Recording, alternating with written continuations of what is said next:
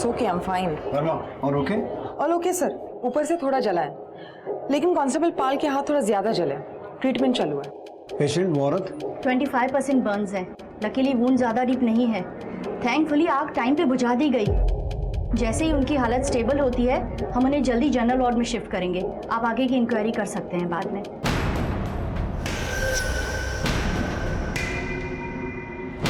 Matter क्या है, कुछ पता चला? ये औरत है कौन? सर ये वही है, मैंने आपको बताया था ना, इसने अपने हस्बैंड के बारे में गुमशुदगी की रिपोर्ट दिखाई थी। 6 महीने से उसे ढूंढ रही है। नमस्कार, मैं इंस्पेक्टर विक्रम ठाकुर। फरीदाबाद में मेरी पोस्टिंग हुए कुछ ही दिन हुए थे बतौर थाना इंचार्ज। मैंने चार्ज अभी तक ठीक से संभाला भी नहीं था कि अचानक एक इतना अजीब केस सामने आया। कह सकते हैं कि मेरे करियर का अब तक का सबसे चैलेंजिंग केस था ये। शुरुआत हुई थी एक औरत की अटेम्प्टेड सुसाइड से, लेकिन इस केस में आगे जो भी होने वाला था वो तो हमने कभी सपने में भी नहीं सोचा था। एनीवे, इस पॉइंट पर हमारे सामने 2 सवाल थे। पहला ये कि ऐसा क्या हुआ था कि उस औरत ने पुलिस स्टेशन में आकर सबके सामने अपने आप को जिंदा जलाने की कोशिश की, और दूसरा, क्या इसमें हमारे डिपार्टमेंट का फॉल्ट था? हमारे काम में किसी कमी या लापरवाही की वजह से उसे ये कदम उठाना पड़ा? मैडम कुछ करिए, ढूंढ निकालिए मेरे शोहर को। वो अभी तक घर नहीं आए। देखिए, काम डाउन, आप ठीक से पहले डिटेल्स दे दीजिए। मैडम मुझे बहुत डर लग रहा है, कहीं उनके साथ कुछ गलत हो गया। आप कुछ करिए ना। आप उनकी डिटेल्स, उनका नाम, उम्र वगैरह और उनकी एक फोटो दे देना। फोटो नहीं है मैडम मेरे पास। कोई फोटो नहीं? जी नहीं। मोबाइल में या ऑनलाइन साइट पर कहीं पर? नहीं मैडम, मेरे पास उनका कोई फोटो नहीं। वो क्या है ना कि उन्हें फोटो वगैरह खिंचवाना पसंद नहीं था। ठीक है अजय, यस मैम। एक स्केच आर्टिस्ट बुलाओ और इनकी मदद से एक स्केच बनवाओ। आपके पति का नाम क्या बताया आपने? आतिफ अंसारी। मैडम आप मुझसे वादा करिए, आप ढूंढ निकालेंगी ना उन्हें? काम मैं उन्हें खो नहीं सकती। काम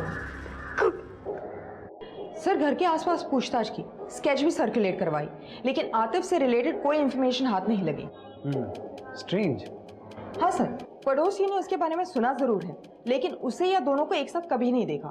पति को तो मैंने कभी देखा नहीं, मतलब कुछ ही महीने हुए इधर शिफ्ट होके। कभी कभी जिक्र करती है कि काम के दौरान बाहर ही रहते हैं। सबा ने बताया था कि आतिफ उसे अपने फर्स्ट हस्बैंड फिरोज के थ्रू मिला है। आतिफ भी फिरोज की तरह ट्रांसपोर्ट बिजनेस में है। लेकिन जब ये बात हमने फिरोज की माँ से पूछी तो उन्हें भी आतिफ के बारे में कुछ भी नहीं पता था। कौन है ये? मैं तो इसे नहीं जानती। ये है मेरा बेटा फिरोज। 1.5 साल हो गए उसे लापता हुए, और वो सबा 2 महीने में ही सब कुछ छोड़ छाड़ कर चली गई। फिर क्या, ढूंढने से भी नहीं मिला। पुलिस ने भी मामला बंद कर दिया। तो ये ऑपरेट कहाँ से करते थे? सर, एज ऑफ सच कोई ऑफिस या शॉप नहीं है इनका, लेकिन सेक्टर 8 में जितने भी ट्रांसपोर्ट एजेंसीज हैं, गैरेजेस हैं, वहां पूछताछ की। किसी ने भी उस स्केच को पहचानने से मना कर दिया। इस नाम का कोई भी नहीं है यहाँ पर। तो ये आतिफ नाम का कोई आदमी है भी या नहीं? वही तो सर, ना कोई डॉक्यूमेंट्स, ना कोई आईडी प्रूफ, ना ही कोई फोटो। हमको एक्चुअल में ऐसे ही लगने लगा कि कोई है ही नहीं। ये औरत मनगढ़ंत बातें बना रही है, शायद डेल्यूजन का शिकार होगी। एक बार ध्यान से देख लो। मैडम फोटो देखने की कोई भी जरूरत नहीं है। मैंने आपसे कहा ना कि ये फिरोज है, मेरे पहले शौहर। और ये भी लापता हुए थे? हाँ, अब लापता हो गए थे तो हो गए थे, इसमें मेरी क्या गलती है? और आप ये सवाल मुझसे क्यों कर रही है मैडम? अच्छा ठीक है, पानी पियो। आखिरी बार कब देखा था आपने आतिफ को? और आप दोनों के बीच कोई अनबन, झगड़ा? नहीं मैडम, सब ठीक था। मेरे और फिरोज के बीच में कभी कोई अनबन नहीं होती थी। फिरोज या आतिफ, किसकी बात कर रही हो तुम? आपने अभी कहा फिरोज। मैं आतिफ की बात कर रही थी, और फिरोज से मेरा कोई लेना देना नहीं है। उसे गायब हुए तो 1.5 साल हो गया ना, और मेरे शोहर तो अभी गायब हुए हैं। अब वो तो मिल जाने चाहिए था ना ढूंढने पर। आप कुछ करिए मैडम, मैडम ढूंढ निकाली उन्हें। धीरे धीरे मामला ठंडा भी होने लगा था, लेकिन अचानक ऐसा कुछ कर देगी ये सोचा नहीं था सर।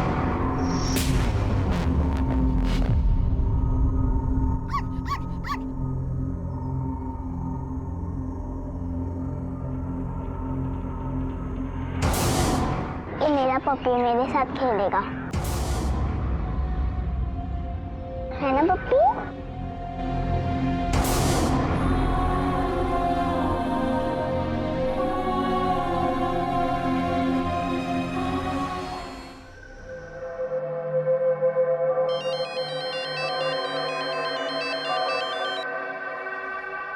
आई डोंट नो कैसी लग रही हूँ, खुद आकर देख लो। आज इतना स्पेशल दिन है और आज भी लेट। जल्दी आओ ना, मैं तुम्हारा वेट कर रही हूँ। Love you. फ्लावर कैसा दिए? 200 रुपए का।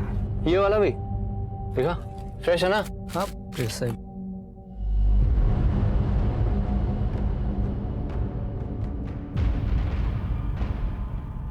आतिफ फिरोज के खास दोस्त थे, दोनों साथ में ही बिजनेस किया करते थे।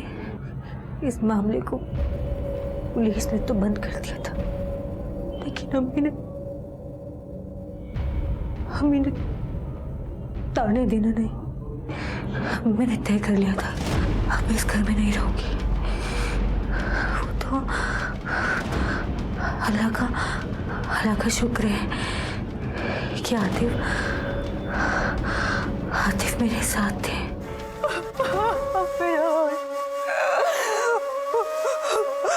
संभालो अपने आप को, अकेली नहीं हो तुम।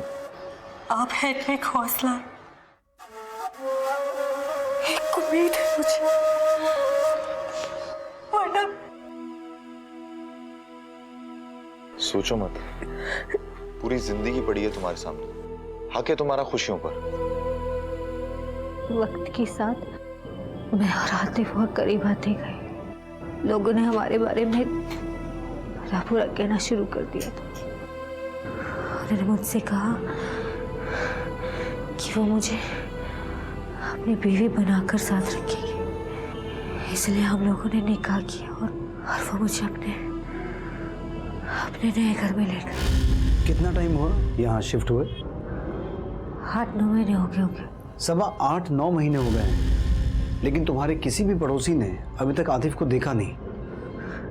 मैं डाउट नहीं कर रहा हूँ, तुम जो कह रही हो सही कह रही हो, लेकिन बात सिर्फ इतनी सी है कि अगर तुम चाहती हो कि हम आतिफ को ढूंढें तो तुम्हें सब कुछ साफ साफ बताना पड़ेगा। वो हमेशा अपने आप में रहते थे, कैमरे से दूर भागते थे। फोटो वगैरह खींचना, उससे बातें करना, ये सब पसंद नहीं था उन्हें। आस पड़ोस के लोगों से भी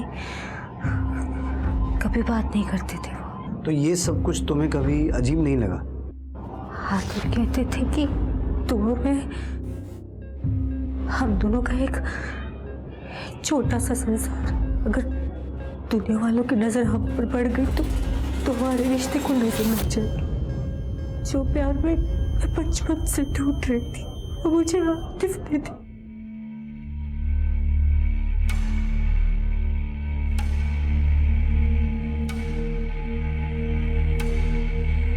चुप हो जा, चुप हो जा, मम्मी डांटेगी। चुप हो जा,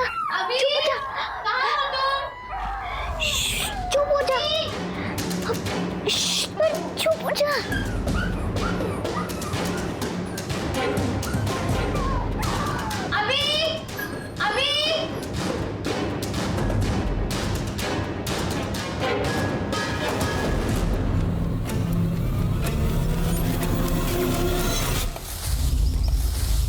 अरे भाई जल्दी जल्दी करो, शाम होने वाली है।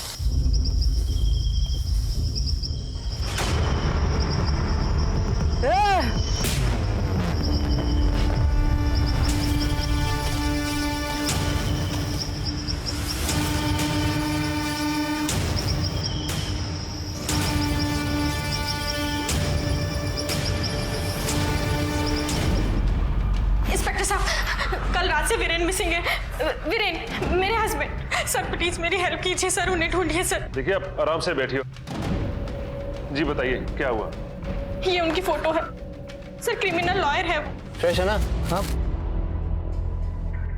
मैं उनका फोन भी ट्राई कर रही हूँ लेकिन उनका फोन स्विच ऑफ आ रहा है। सर कल हमारी मैरिज एनिवर्सरी थी, उनके घर आने के बाद हम लोग सेलिब्रेट करने वाले थे, लेकिन सर कल रात से वो घर नहीं लौटे सर।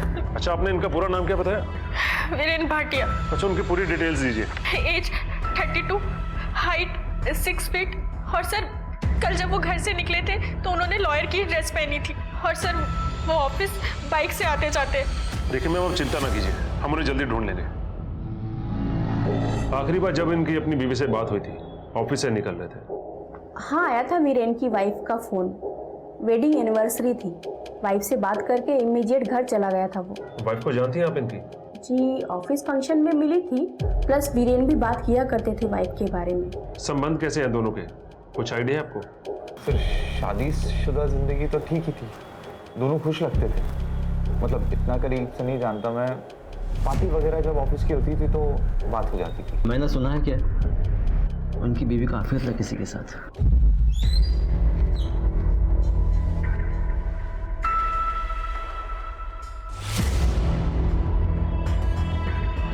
और सिमी से भी दूर रही हो, और फोन मत करना सिमी को, समझा? क्या? दीपक और मैं? सर, दीपक मेरा बेस्ट फ्रेंड है, सालों से, ऑलमोस्ट कॉलेज टाइम से। अफेयर? सर, अगर वीरेन को ऐसा कुछ लगा होता तो मुझसे इस बारे में डिस्कशन ज़रूर करते। और सर, उन दोनों का अगर झगड़ा हुआ होता तो वीरेन मुझे बताते या दीपक मुझे बताता। और ऐसा किसी ने कुछ नहीं बताया तुम्हें? बिहेवियर में कोई चेंज वीरेन के? नहीं सर, वीरेन का तो नहीं, लेकिन दीपक काफ़ी टाइम से टच में नहीं है। इनफैक्ट सर, मैंने ये बात अभी रियलाइज़ की, ना कोई कॉल ना कोई मैसेज, कुछ भी नहीं। दीपक टच में नहीं है? वो तो बेस्ट फ्रेंड है ना तुम्हारा, तुमने तो उसे कांटेक्ट करने की कोशिश की होगी। सर, मैंने कहा ना आपसे, मैं ये बात अब रियलाइज कर रही हूँ। दीपक को ट्रैवलिंग का बहुत शौक है, सिंगल बंदा है, कभी भी कहीं भी निकल जाता है। जब वापस आता है कॉल करता है, मैसेज भी करता है, और सर फिर हम मिलते भी हैं। यही दीपक का पैटर्न है, इसलिए सर मैंने भी ज़्यादा नहीं सोचा। और सर, दीपक और मेरा अफेयर, सर दीपक मेरे बारे में ऐसा सोच भी नहीं सकता। तो किसी से कोई दुश्मनी, कोई प्रॉब्लम? क्रिमिनल लॉयर है, इतने सारे केसेस, इतने सारे क्रिमिनल्स। सर, आपको लगता है क्या कि ये किसी पुराने केस से रिलेटेड है? हाँ, हो सकता है, हमें हर एंगल देखना होगा। और वैसे भी उसे गायब हुए 72 घंटे हो चुके हैं। आपको कुछ भी पता चले तुरंत इन्फॉर्म करना। और ये दीपक कहाँ रहता है? सेक्टर नंबर 24 से मिली बॉडीज की पोस्टमार्टम रिपोर्ट। सर, ये deceased number 1, name unknown, age 34-35 years, estimate time of death September 2016। ये deceased number 2, name unknown, age 30 years, estimated time of death October 2017, मतलब 8 महीने पहले की बात। ये डिसीज नंबर 3, एज 32 ईयर्स, और मौत लगभग हफ्ते भर पहले की बात। सर, तीनों केसेस में कॉज ऑफ डेथ सेम है, 9 by 1.5 इंचेस का चाकू जिससे मल्टीपल स्टैबिंग किया है, 0.25 थिकनेस वाला। सर, वेपन, स्टैबिंग मैनर और असॉल्ट एंगल तीनों भी केसेस में सेम है। सर, बॉडी से आर्टिकल मिला है। कोई बटुआ या आईडी नहीं मिला ना? नहीं सर, बस यही। एग्जामिन करवाओ क्या लिखा है, और इसका डिजाइन भी कुछ अनकॉमन है। लेकिन ये आर्टिकल बॉडी नंबर 1 से मिला है, बॉडी नंबर 2 और 3 से कुछ भी नहीं मिला। ये जो पहला विक्टिम है, पहले विक्टिम को दफन हुए काफी समय हो गया है, इसलिए इसका फेशियल रिकंस्ट्रक्शन मुश्किल होगा। लेकिन फोरेंसिक एंथ्रोपोलॉजिस्ट को इन्वॉल्व करके विक्टिम नंबर 2 के चेहरे को रिकंस्ट्रक्ट करवाओ। सभी बॉडीज की स्मेटोस्कोपी और स्मेटोमेट्री की रिक्वेस्ट रेज करो। और ये जो विक्टिम नंबर 3 है, जिसे मरे 1 हफ्ता ही हुआ है, इसके चेहरे का फोटो लेकर इसे डिजिटली एनहांस करवाओ और इसकी फोटो सभी पुलिस स्टेशन में सर्कुलेट करवाओ। हो सकता है इसकी मिसिंग कंप्लेंट कहीं मिल जाए। सर, सबा के गुमशुदा पति को ढूंढते वक्त 3 लाशें बरामद हुई हमें, और उस वक्त तो हमें यह भी नहीं पता था कि ये दोनों बातें आगे जाकर जुड़ने वाली हैं। ऐसे केसेस हुए हैं पहले भी, जिसमें कंप्लेंट या इंफॉर्मेशन लेकर आया आदमी खुद किसी भ्रम का शिकार होता है, डिल्यूजनल। इसमें उनकी कोई गलती नहीं है।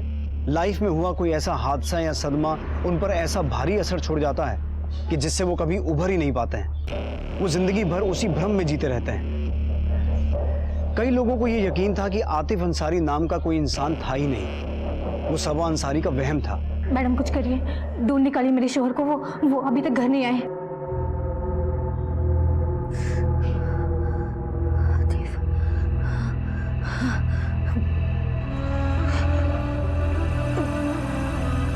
सबा, ये तुम क्या कर रही हो? रुको सबा, सबा तुम चल भी नहीं पा रही हो। डॉक्टर, डॉक्टर, तुम जाने मुझे, डॉक्टर। सबा, क्या हो रहा है सबा? ये सब क्या है? वापस जाओ, तुम्हारा इलाज अभी तक पूरा नहीं हुआ है। इसके पास जाना मुझे यहाँ नहीं रहना। आप लोग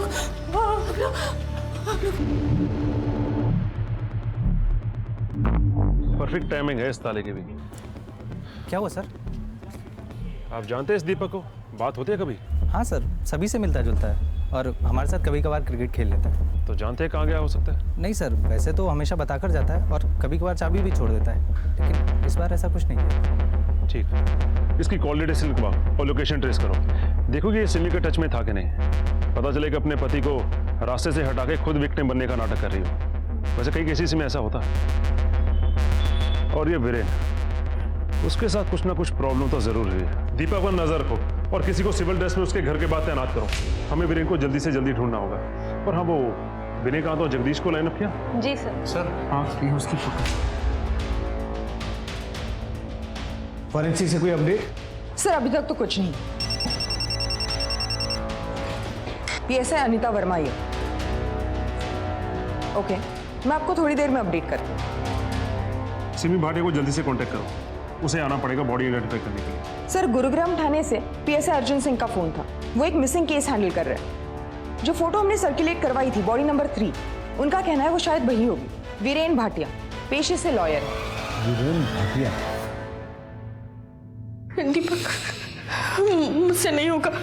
I can't. Mrs Bhatia, I understand, मुश्किल है, लेकिन करना पड़ेगा, जरूरी है।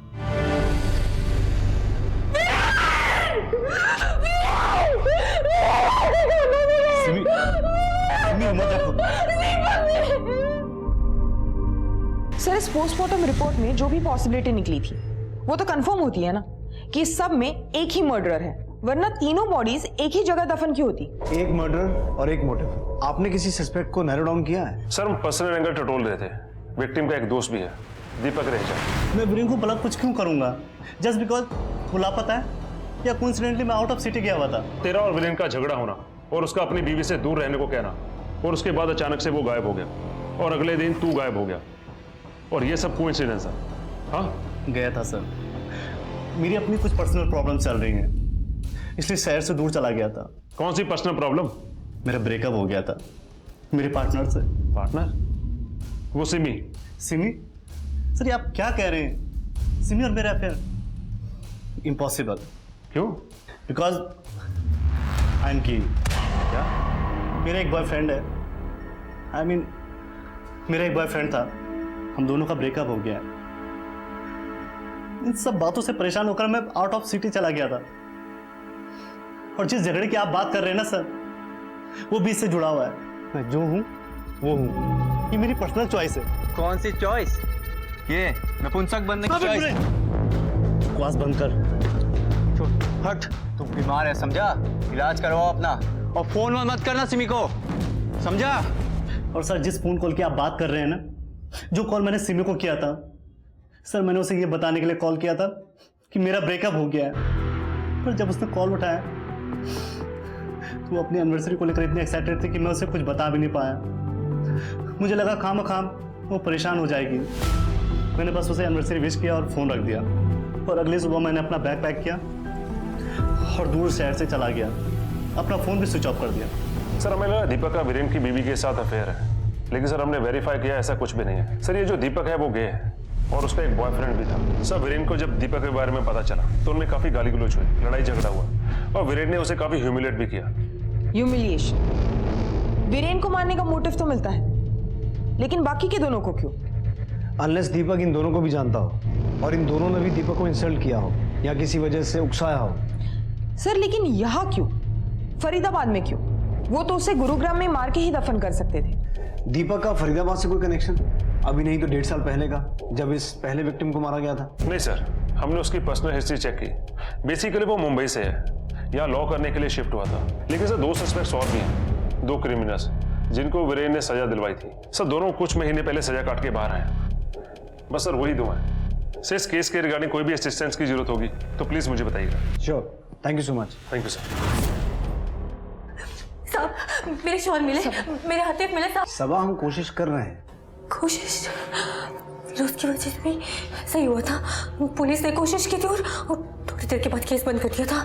अगर इस बार भी ऐसा हुआ तो नहीं साहब, मैं उन्हें खो नहीं सकती साहब, कुछ करिए। देखो सबा, जब तक तुम्हारे पति नहीं मिल जाते हम चैन से नहीं बैठेंगे। तुम घर जाओ, जैसे कुछ पता चलेगा हम तुम्हें इन्फॉर्म करेंगे। मैं घर नहीं जाना चाहती, मैं यहाँ रह के अपने आतिफ का इंतजार करना चाहती। एक काम करो, इन्हें मेस के बाहर जो बेंच है वहां बिठाओ, पानी पिलाओ। Yes sir. मैंने इसके पहले पति की फाइल्स मंगवाई थी, क्या हुआ उसका? सर मैंने उनसे कांटेक्ट किया है, फाइल्स आ जाएंगी। अंडरस्टैंड वर्मा, वो फाइल्स आएंगी तो हमें इस केस के बारे में इंफॉर्मेशन मिलेगी। अगर बाई चांस सबा ने उन फाइल्स में अपने पहले पति के बारे में वही सब बताया है जो अभी वो अपने दूसरे पति के बारे में बता रही है, तो हमें ये समझ में आएगा कि एक पैटर्न है जिसे वो बार बार फॉलो करती है और आतिफ अंसारी नाम का कोई इंसान है ही नहीं। और अगर ऐसा नहीं है तो हमें ये समझ में आएगा कि बार बार सबा को टारगेट किया जा रहा है। ये कोइंसिडेंस तो नहीं हो सकता ना? Yes sir, you are right, I am sorry. मैं उन्हें कांटेक्ट करती हूँ और फाइल्स इमीडिएटली लाती हूँ। अभी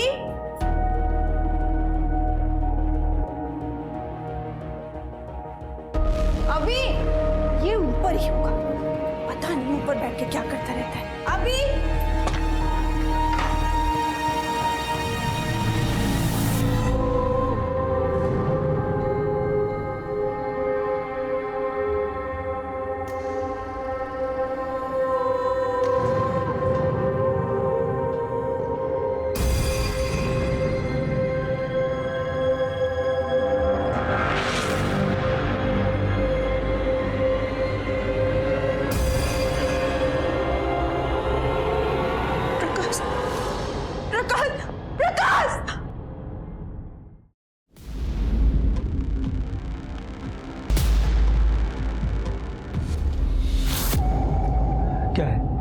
क्या है ये सब?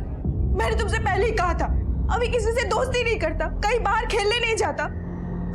तुम्हें अजीब नहीं लगता ये सब? कहीं हमारा अभी उसकी दिमागी हालत। क्या बकवास कर रही हो तुम? पागल हो गई हो? ये सब मुझे टाइम पास के लिए किया होगा, कोई प्रॉब्लम नहीं है उसके साथ, कोई फेज होगा और ऐसे फेज से सभी गुजरते हैं। इतना बवाल करने की क्या जरूरत है? मैंने कभी किसी बच्चे को ऐसे करते नहीं देखा है। फिर वही अभी नॉर्मल, दूसरे बच्चों की तरह। माँ हो या दुश्मन, ये सब सोचोगी ना तो डीमोरलाइज हो जाएगा। और तो और बाहर के लोग क्या सोचेंगे? पागल कहेंगे। इस टाइम रह जाएगी जिंदगी भर के लिए। लुक, तुम उससे कुछ मत कहना, मैं उससे बात करता हूँ, सब ठीक हो जाएगा। ओके?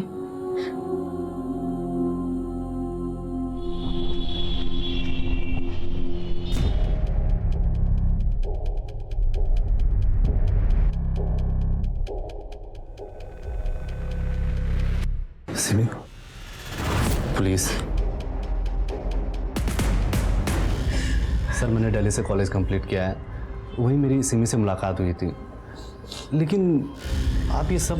और फरीदाबाद? फरीदाबाद? फरीदाबाद में रहना नहीं हुआ? नहीं सर। 1.5 साल पहले कहाँ रहते थे? गुरुग्राम में या फरीदाबाद में, कि फरीदाबाद के आसपास? सर 1.5 साल पहले मैंने आपको बताया ना अभी कि 3 साल से मैं यही हूँ गुरुग्राम में, लेकिन आप ये सब क्यों पूछ रहे हैं? बस कीजिए सर, हमें और परेशान मत कीजिए। आप जाइए और जाकर वीरेन के कातिलों का पता लगाइए। वही करना है। तुम्हारे पति की लाश यहां से 42 किलोमीटर दूर फरीदाबाद में मिली, ये बात तुम्हें खटकी नहीं? और साथ ही जिस गड्ढे में से तुम्हारे पति की बॉडी मिली, उसी गड्ढे में से 2 डेड बॉडीज और मिली हैं। इसीलिए पूछ रहे हैं फरीदाबाद से या उन दोनों आदमियों से इसका कोई कनेक्शन है या नहीं।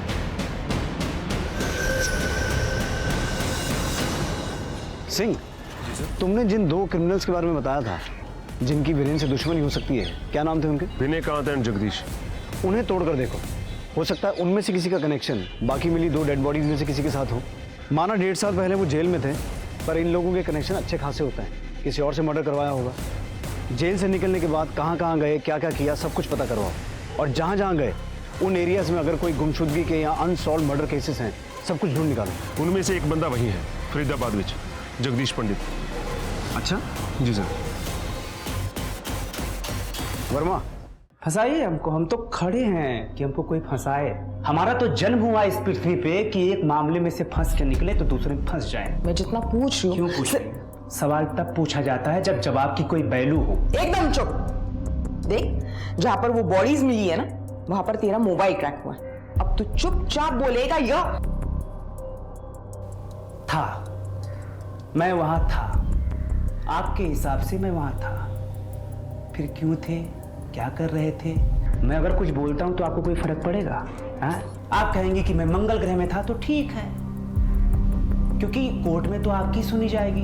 हम तो कह रहे हैं ना, हमारा जन्म इसलिए हुआ है कि हमको कोई फंसा दे। पागल आदमी है सर। कॉल रिकॉर्ड्स के मुताबिक जगदीश 1 हफ्ते पहले वही था जहां पर बॉडीज बरामद हुई। वीरेन की वजह से पहले ही अंदर जा चुका था। जब असली मर्डरर ने अपना गुनाह कबूल किया तो कोर्ट रूलिंग रिवर्स की गई। छूट तो गया, लेकिन सबसे पहले जाके वीरेन को धमकाया। बस यही, बाकी दोनों से उसका कोई कनेक्शन नहीं है।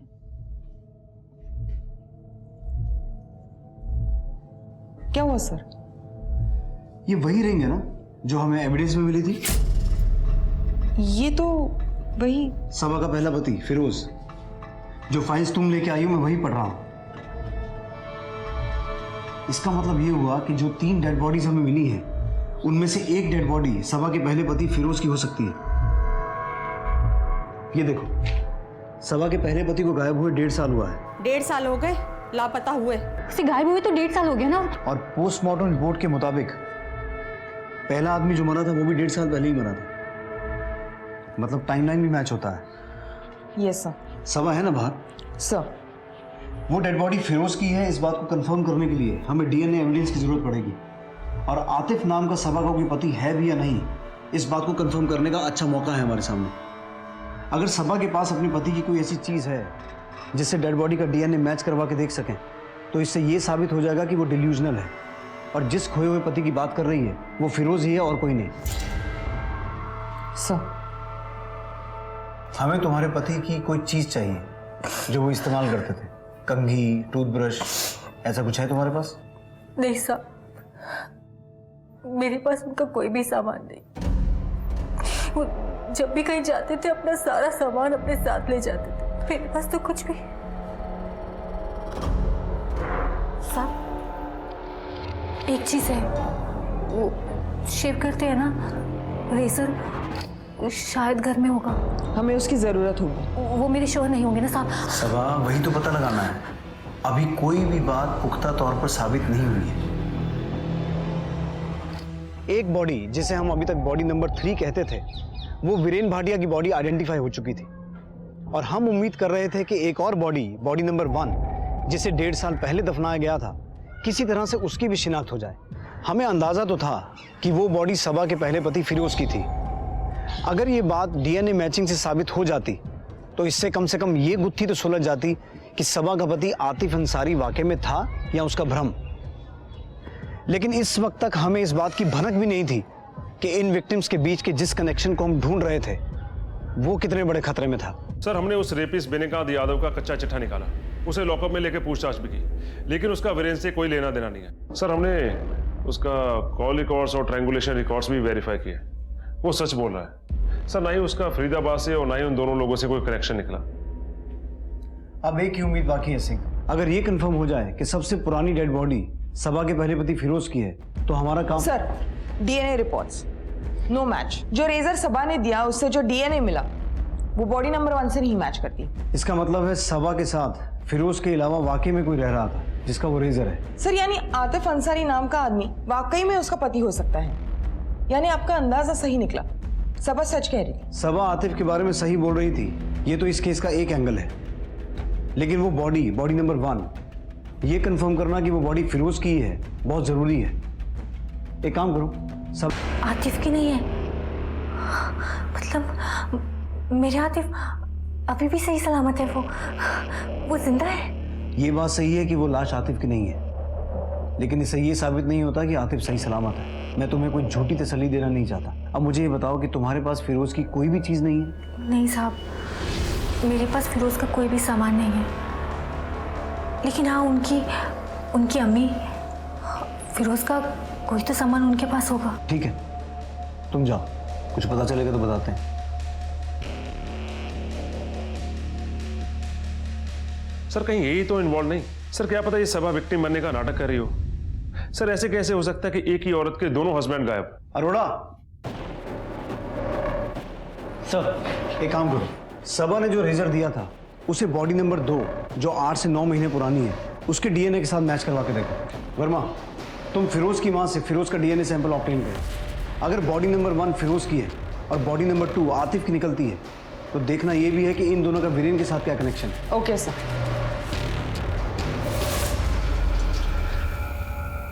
सर फिरोज की मां के डीएनए से बॉडी नंबर 1 का डीएनए मैच हो गया। इसका मतलब वो बॉडी फिरोज की ही है। और सर बॉडी नंबर 2 का डीएनए आतिफ के डीएनए से मैच नहीं हुआ। इसका मतलब वो किसी और ही की बॉडी है जो अभी तक इस केस में सामने नहीं आया। सर अब क्या सबा और सिमी के बीच कोई लिंक है? सर हमें सबा और आतिफ से जुड़ी और भी इंफॉर्मेशन निकालनी होगी। सर आतिफ का कुछ ना कुछ बैकग्राउंड तो जरूर होगा। सबा और सिमी दोनों एक ही एज की हैं। दोनों की फैमिली वगैरह कुछ नहीं है। करेक्ट। बेसिकली इन दोनों का प्रोफाइल एक जैसा है। एक डेड बॉडी फिरोज की है, दूसरी डेड बॉडी वीरेन की है। और डीएनए रिपोर्ट से यह साबित हो चुका है कि तीसरी डेड बॉडी आतिफ की नहीं है।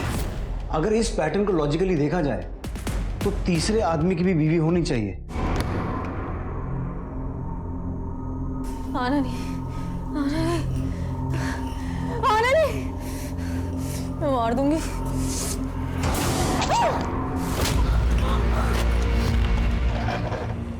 मुझे लगता है हम अभी तक इस केस को गलत एंगल से देख रहे थे। मर्डर के निशाने पर फिरोज या वीरेन नहीं, सबा और सिमी थे। हमें उस तीसरी औरत को ढूंढ निकालना होगा इससे पहले कि वो सीरियल किलर किसी और बेगुनाह को अपना निशाना बना। तुम?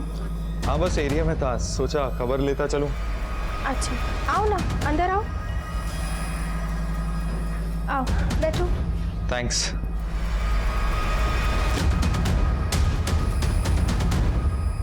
ये तुम्हारे हाथ को क्या हुआ? कुछ नहीं, ऐसे ही। इन आदमियों को ध्यान से देख के बताओ, तुमने इन्हें कभी देखा? जी नहीं। इनको कभी आतिफ या फिरोज के साथ देखा हो? सबा, मुझे आतिफ के बारे में सब कुछ बताओ। मुझे जितना पता था मैं आपको पहले ही बता चुकी हूँ। मैंने आपसे कहा ना कि आतिफ हमेशा हमेशा अपने आप में रहते थे। जब मैं आतिफ के स्केच को देख रहा हूँ मुझे ऐसा लग रहा है कि मैंने इस आदमी को कहीं देखा है और हाल फिलहाल में देखा है। धीरज रखो सिमी, तुम अकेली नहीं हो, मैं हूं ना। तुम मुझे शुरू से बताओ, तुम आतिफ को पहली बार कहाँ मिली थी, कैसे तुम्हारा मिलना जुलना बढ़ा, कैसे उसने तुम्हें शादी के लिए प्रपोज किया, सब कुछ। फिरोज के साथ ही मैं आतिफ से पहली बार मिली थी। आतिफ की सालगिरह पर हम लोग होटल में खाना खाने गए थे। उसके बाद हमारी मुलाकातें बढ़ती गई और फिरोज के गायब होने के 2 हफ्तों बाद आतिफ ने मुझे पहली बार बताया कि वो मुझे पसंद करते हैं। और उसके बाद जब पुलिस ने केस बंद कर दिया तो। 1 मिनट, क्या कहा तुमने? फिरोज के गायब होने के 2 हफ्ते बाद आतिफ ने कहा कि वो तुमसे प्यार करता है? जी। वर्मा सिंह, वीरेन को गायब हुए 2 हफ्ते हो चुके हैं। सिमी कहाँ है? सिमी को फोन लगाओ। जी सर। सर बेल जा रही है लेकिन वो फोन नहीं उठा रही। आई थिंक मैं जानता हूं कि मैंने इस आदमी को कहां देखा है। सिंह, तुम सिमी के घर निकलो। जी सर। वर्मा, तुम स्केच आर्टिस्ट को बुलाओ, क्विक। Okay sir.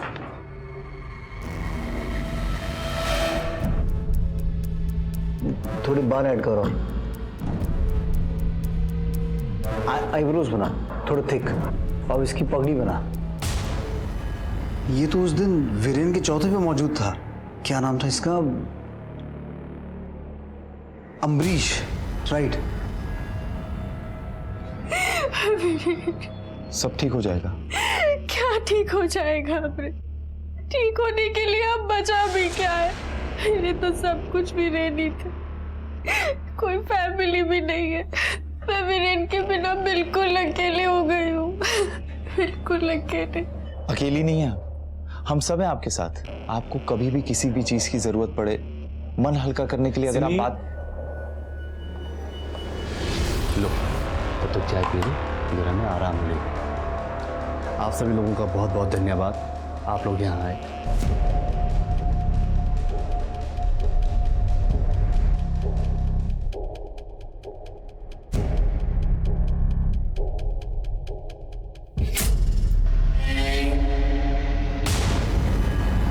तुम्हें ऐसा कोई चाहिए जो तुम्हारे लिए डिवोटेड हो, जिसके लिए तुमसे बढ़कर कुछ ना हो। तुम जानती हो मैं तुमसे कितना प्यार करता हूं। मैंने क्या क्या किया तुम्हारे लिए। I love you Simi. हमेश, ये क्या बकवास कर रहे हो? मैंने सोचा था कि तुम बहुत अच्छे इंसान हो, वीरेन के दोस्त होने के नाते, लेकिन हाँ तो हूँ ना, मैं बहुत अच्छा इंसान हूँ। देखो तुम मुझे जानती नहीं हो, तुम मुझे एक चांस दो, तुम मुझे देखोगी ना तो तुम्हें समझ आ जाएगा मैं तुमसे कितना प्यार करता हूँ। स्टॉप इट अमरीश, लीव, जाओ यहाँ से। नहीं जाऊंगा, जो करना है कर लो। सुनो ना सिमी, प्यार से मान जाओ, नहीं तो तुम्हारे साथ भी वही करना पड़ेगा जो बाकी लड़कियों के साथ किया था। जैसे उन्हें बंद किया था, तुझे भी बंद करना पड़ेगा। छोड़ो मुझे, छोड़ो।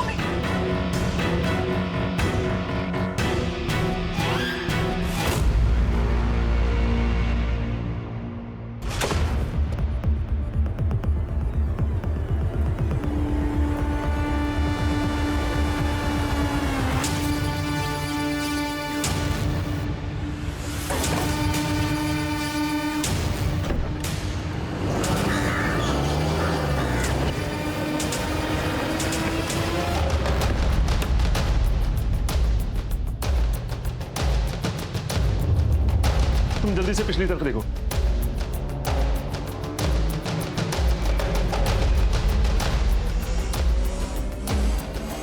कब तो अभी भी गर्म है। सर वहाँ तो कोई नहीं है। वो लोग ज्यादा दूर नहीं गए होंगे। जल्दी से एपीपी जारी करवाओ और कंट्रोल रूम में कोऑर्डिनेट करके जल्दी से चारों तरफ नाकाबंदी करवाओ और उनका फोन ट्रेस करवाओ।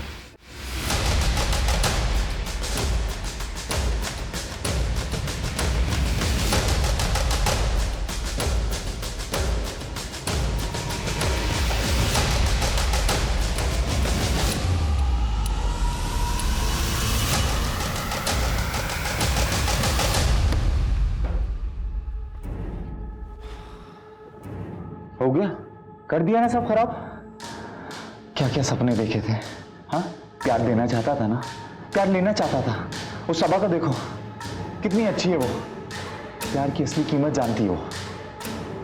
सिमी, सिमी उठो ना, सिमी।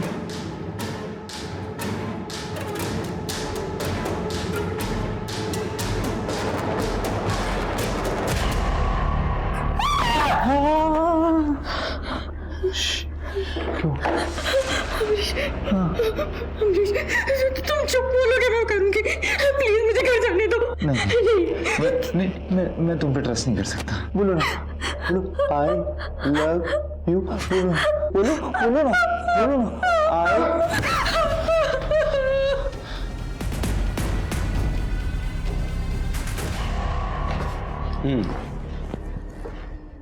तो प्यार हो गया तुझे सबा, सिमी, पायल से? हाँ, प्यार हो गया सबसे, इसीलिए मारा उनके पति को? हाँ सर, कोई चारा नहीं था, बुरे नहीं थे, पर उनका लक बहुत अच्छा था। और सर मेरा लक तो हमेशा से खराब है। जब भी कुछ चाहिए होता है ना, मेरे लक में मुझे मिलता नहीं है। और उनको, फिरोज, वीरेन, उनको सब कुछ मिल जाता है। अब मुझे उसे छीनना पड़ा ना। और सर ये अभी नहीं, बचपन से चलता हुआ आ रहा है। मुझे हमेशा दूसरों की चीजें छीननी पड़ती है सर।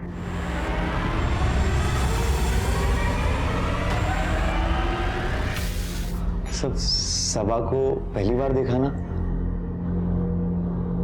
तो मुझे प्यार हो गया, तो मैं अभी से आतिफ बन गया।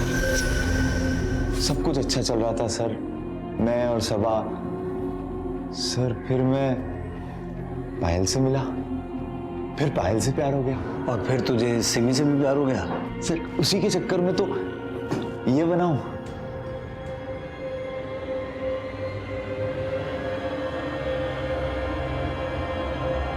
सर वो सिमी तो पटी जाती, आप लोग आ गए, थोड़ी देर और करते ना तो मैं उसे समझा देता, वो समझ जाती कि मैं उससे कितना प्यार नहीं, तेरा पागलपन है ये। अब इसी पागलपन के चलते जिंदगी भर जेल में सड़ेगा तो।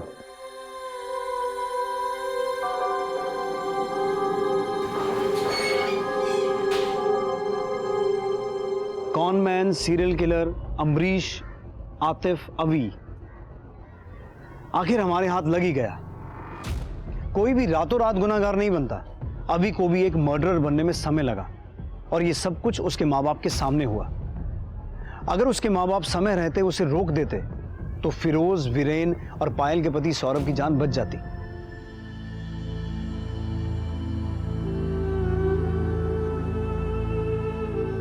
सवा मुझे पता था तुम आओगी। क्यों किया तूने ऐसा मेरे साथ? बोल, क्यों किया? क्यों ली फिरोज की जान? क्यों मारा उसे? तेरे लिए मैंने अपने आप को जला दिया।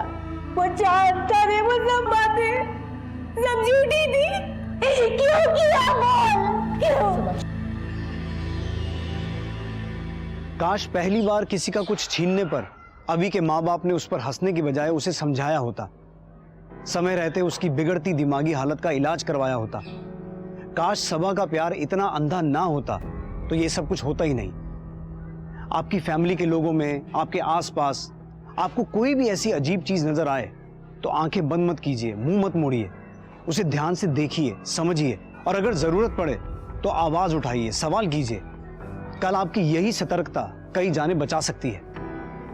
अब मैं इंस्पेक्टर विक्रम ठाकुर आपसे विदा लेता हूं। आपसे जल्द मुलाकात होगी एक नए केस के साथ। तब तक देखते रहिए क्राइम पेट्रोल 10 तक। मकसद बताना नहीं, बचाना है।